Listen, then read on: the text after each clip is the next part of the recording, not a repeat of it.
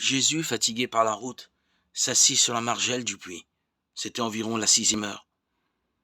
Là commencent les mystères. Ce n'est pas sans raison que Jésus est fatigué. Lui, la force de Dieu.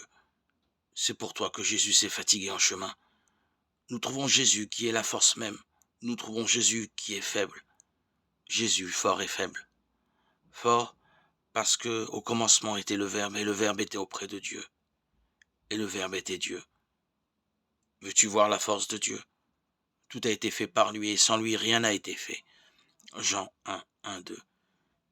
Et il a tout fait sans peine. Qui de plus fort que celui qui a fait tout l'univers sans effort? Veux-tu connaître sa faiblesse? Le Verbe s'est fait chair et il a habité parmi nous. Jean 1, 14. La force du Christ t'a créé. La faiblesse du Christ t'a recréé. La force du Christ a donné à l'existence à ce qui n'était pas. La faiblesse du Christ a fait que ce qui était ne périsse pas.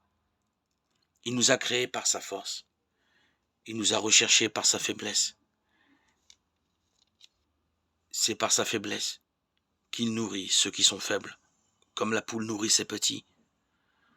Combien de fois dit-il à Jérusalem, ai-je voulu rassembler tes enfants comme la poule rassemble ses poussins sous ses ailes, et tu ne l'as pas voulu.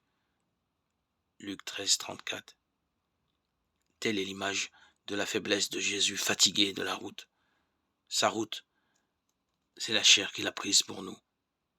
Quel autre chemin prendra-t-il? Celui qui est partout présent. Où va-t-il et d'où vient-il? Sinon habité parmi nous. Et pour cela, il a pris chair.